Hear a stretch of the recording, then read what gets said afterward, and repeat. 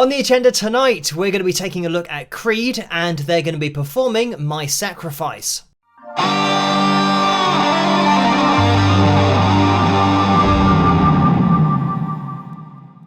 Hello, Phil here from Wings of Pegasus, and welcome to another analysis video. If you enjoyed this video, please give it a thumbs up and subscribe.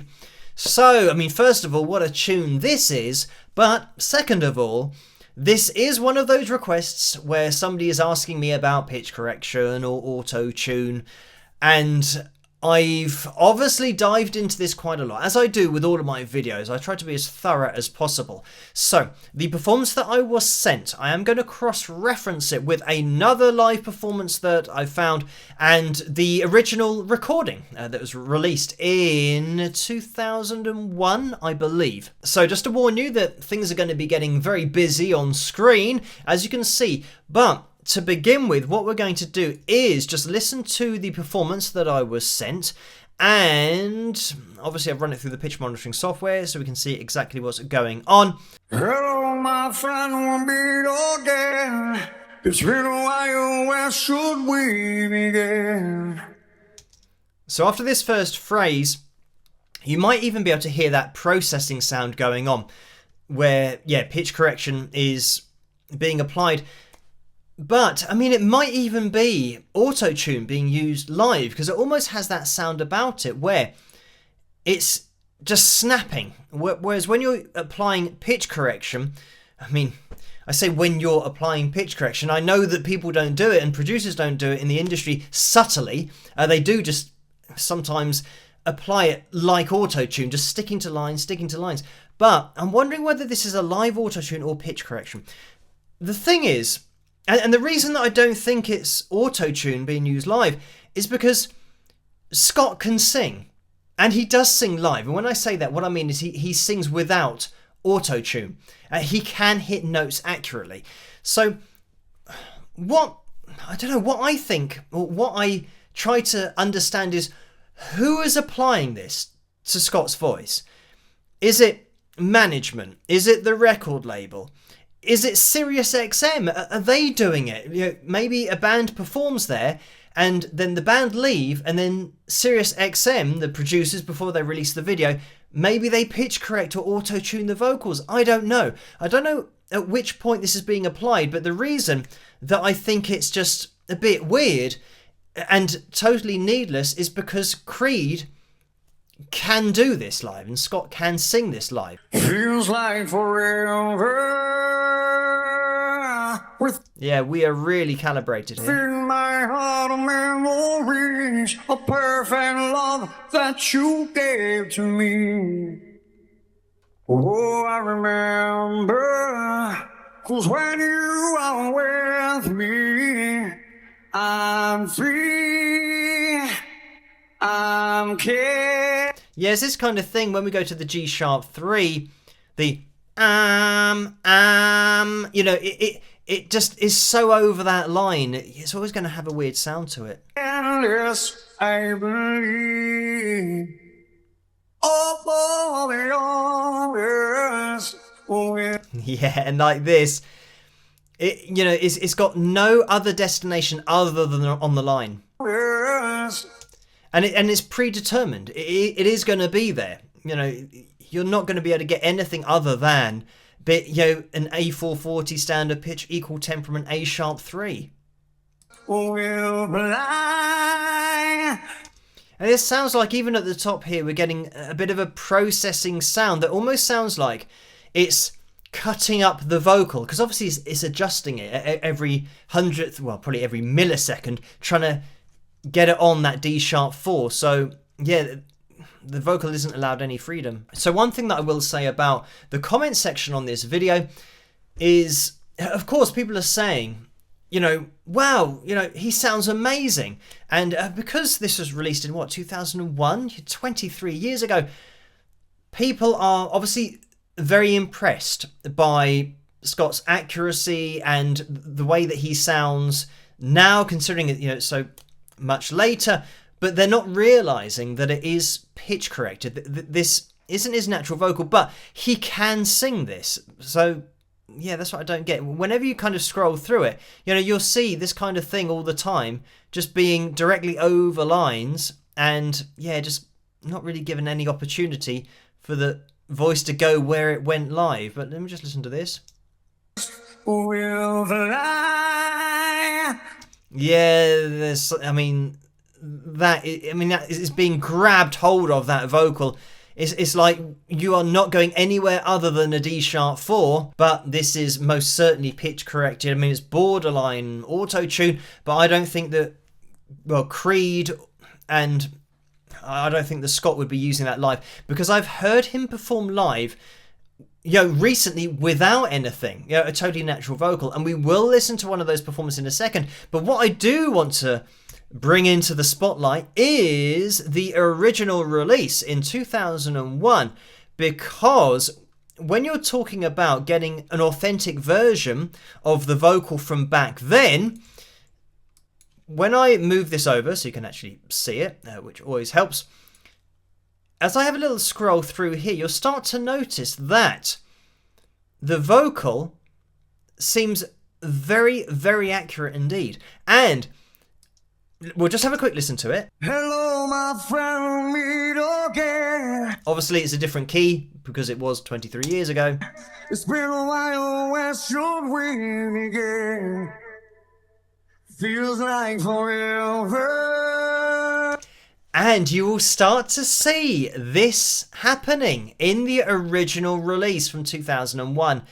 Bang on that A3, bang on the D4. When I say bang on, I mean over the line. So when we think about what was happening in 2001 with pitch correction, I was using Cubase SX at that time, I do believe, and even on that, there was pitch correction. You could change the pitch of voices or instruments, whatever you wanted to do, but it was a lot more primitive than it is nowadays. Of course, the technology's moved on, so it's so easy to use now. You can literally drag the note where you want it, but I think the way that it worked back then was, obviously it took a lot longer, and you had to select the section that you wanted to then change the pitch of, and then you had to maybe pre-listen to where you moved it, and then if you wanted it, then you'd save it, and then that's done, and then you can't go back to the original. So it takes a long time in order just to do any pitch correction. But I mean, given that 1998 was the whole auto-tune thing, and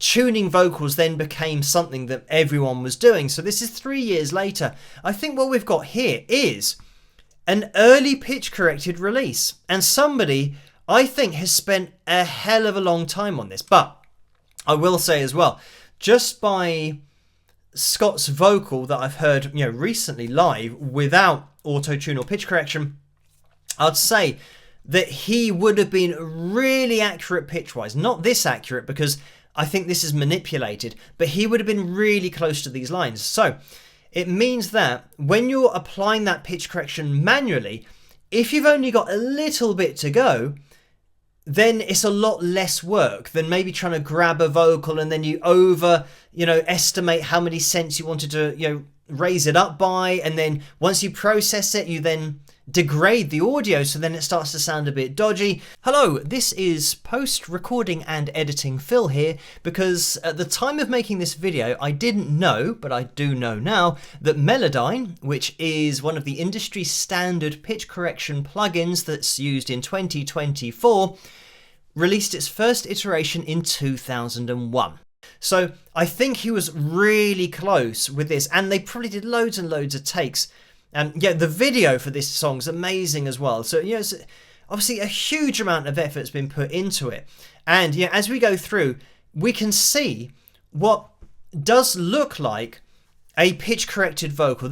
This is just what lines that are calibrated to a 440 standard pitch equal temperament look like. And we know because of the amount of analysis videos we've done. So as we go through it, you will see that pretty much throughout this whole song, it's going to be over these lines. And we do get the occasional part that might be a little bit sharp, but this is because this is absolutely a manual process back in 2001. You couldn't cut corners, but obviously they would have had top of the line software at that time, but it still would have taken ages to apply it. So the fact that this was released in 2001 and has been calibrated to A440 standard pitch, which we call pitch correction now, you could argue that a live performance of this should be calibrated to A440 standard pitch because that's what the original was calibrated to.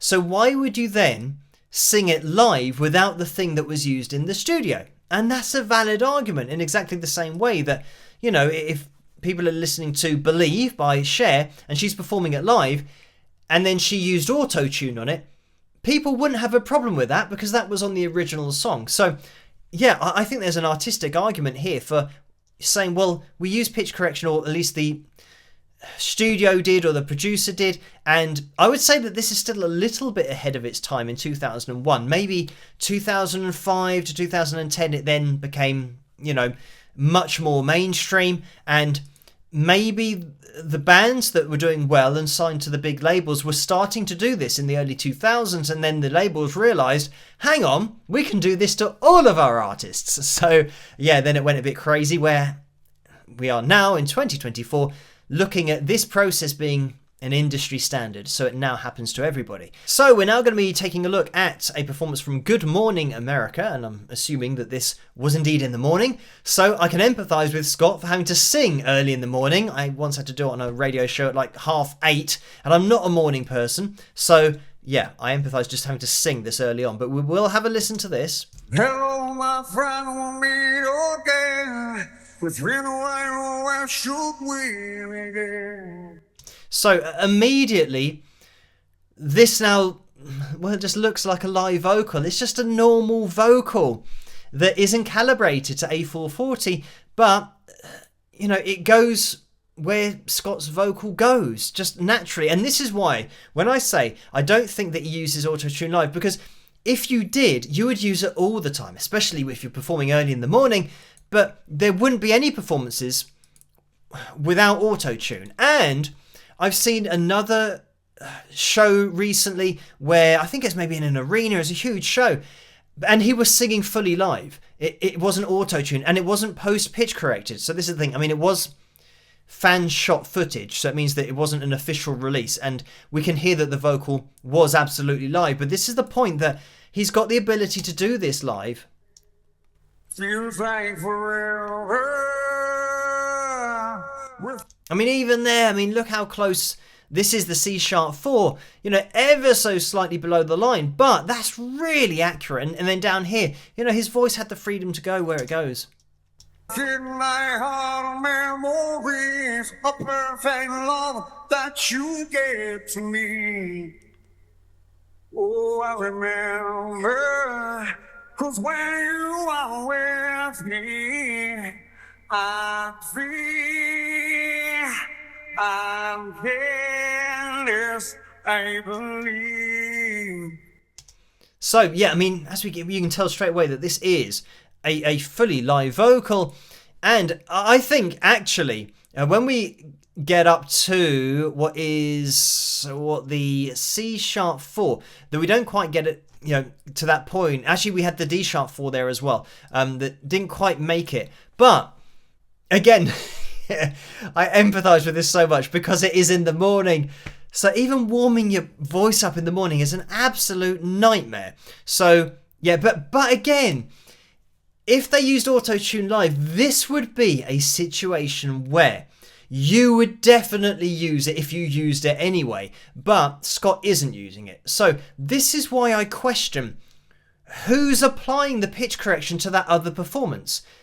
If Creed are going out and performing fully live, and this is the problem, that imagine somebody only sees the first video that I showed where it is pitch corrected, and they say, oh, well, I'm not going to go and watch Creed. I didn't realise that they used pitch correction. Or some people might think that it is auto-tune being used live, and they might say, oh, I only watch bands who can do it live, who can sing, you know, their songs without any help. But they don't have help. How confusing must it be to Joe Public, who doesn't know what they're listening to. I mean, was that a pitch-corrected vocal? Was it a live vocal? Was it an auto-tune vocal live? Was it a pitch-corrected vocal that's been applied by the YouTube channel, or is it the band, or is it the management? Is it the record label that's doing it? Is it a rogue producer? Yeah, you're going to get this natural variation in a live vocal. I will just skip all the way to the end. I'll tell you what, let's just have a listen. Why not?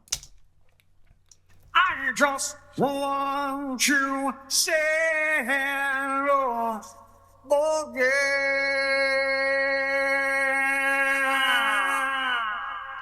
My sacrifice. Yeah, so I mean, there we have it. Undoubtedly a live vocal, which again makes the whole pitch correction thing even more confusing as to why that would be applied. But again, it would be great to hear from the band members, but either they know it's being applied or they don't know it's being applied. If they know it's being applied, then maybe they wouldn't respond to people asking questions about it. But if they don't know, I think then they would start asking questions of the producers. And interestingly, because we have that Alter Bridge video with Mark Tremonti, who's performing here as well on guitar, you know, do they know it's going on? Does he know that his singing in that Alter Bridge performance that we looked at, and you know, Scott's vocal here, does he know that it's all being pitch corrected? Yeah, it's just all a bit confusing for everybody involved as to why it's being applied sometimes and not other times. And it just means that, unfortunately, if people only check out one video, that they might make a wrong judgment or assessment of the band as a whole, not realizing that all of their stuff doesn't go through that. It just happens to be at that one performance, and who's applying it? I don't know. Who does know the answer to that? Anyway, thank you guys for requesting this particular video for tonight. Keep their suggestions and requests coming in the comment section below. As always, let me know what you think. If you did enjoy this video, please give it a thumbs up and subscribe, and I'll catch you guys at the next one. Rock!